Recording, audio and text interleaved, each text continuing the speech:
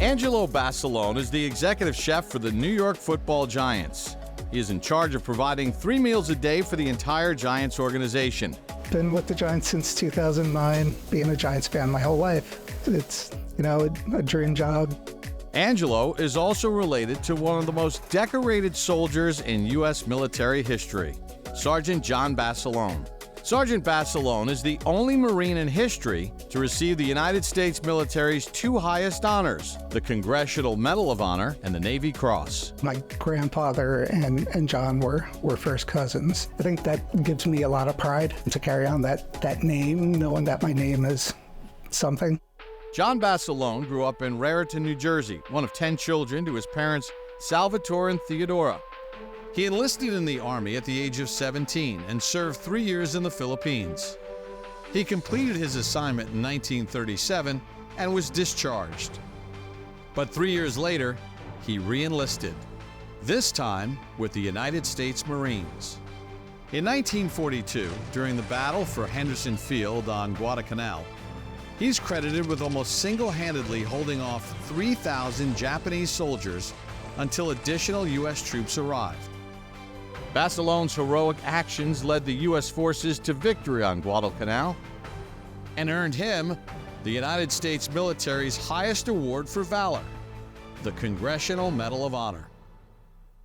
When Basilone returned to Raritan, he received a hero's welcome. There's a mighty New Jersey turnout to honor a Marine who has been awarded the Congressional Medal of Honor for heroism on Guadalcanal. He came back and he was essentially a celebrity back then. He was doing war bond tours with, all these stars and politicians. Basilone traveled the country raising money for the United States war effort. But he felt his true calling was to be back with the men in his unit in the South Pacific. He had that sense that the guys that he fought with were still fighting there, that he had to go back and be with them. In 1945, Gunnery Sergeant John Basilone was reunited with his fellow soldiers. On February 19th, he landed on Red Beach 2 as the commander of a company of machine gunners on the first day of the U.S. invasion of Iwo Jima. With his unit pinned down, Basilone made his way behind enemy lines and again single-handedly destroyed a key Japanese stronghold, which allowed the Marines to penetrate the Japanese defenses and secure the beach. Tragically, John Basilone was killed by mortar shrapnel while returning to his unit later that day. But his heroic actions once again led to ultimate victory in the battle for Iwo Jima. He was awarded the Marines' second highest award, the Navy Cross.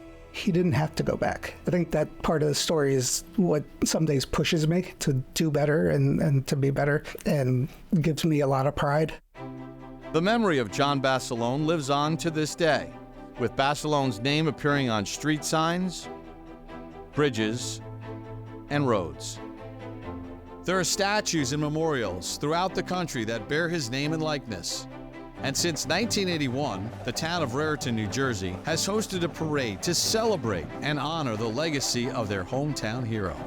The Basilone family! My dad used to take us to the parade. We always just knew the story and knew the relationship, but then you meet people and that you never know that have Basilone as last name, and then you realize, oh, you're related to the hero as well. My second cousin? Mm-hmm. Is it your first cousin? I guess we're the same, second cousin. Second cousins, yeah. I'm looking at her and she looks like she's a relative, Basilone, nice. Without a doubt. I know, you got nice dark eyes. And so these people are coming from all over to see the parade and just to feel that family pride. John Basilone was my uncle and my hero. This is the only parade for a World War II Medal of Honor that is still continuing. Everybody knows John Basilone. It's a great parade. It really is.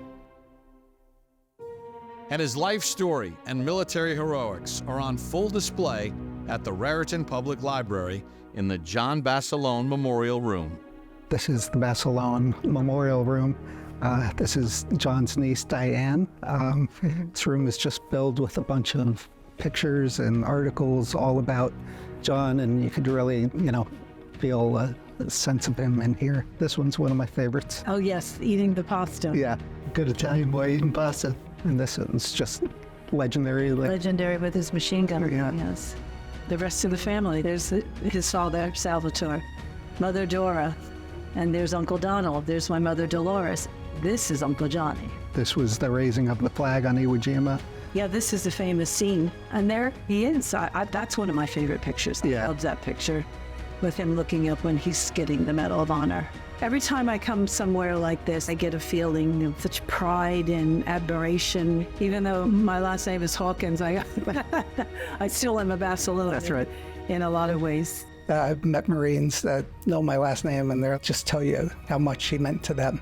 Every Marine is told the story of Gunnery Sergeant Basilone. He is a god amongst men. We refer to him as the machine gun god, and he means everything to us, and we just got lucky enough to be in the platoon and be able to carry on that heritage. In the past 2 years, we've had the crew from the USS Basilone destroyer come. The newest ship, USS John Basilone, DDG-122. It's a guided missile destroyer. It is actually the second ship named after John Basilone, the first one that I've standing from a model here. And one of the things that really kind of resonated with me was that connection to the namesake and the legacy of his name, and that becomes part of the identity of the crew. Our call sign is Selfless Warriors, and he was a selfless warrior. He was just a small town Jersey kid. Now a hero. Being here and just learning more about the family history, being surrounded by all this is really cool, and it just makes me real proud to be a Basilone.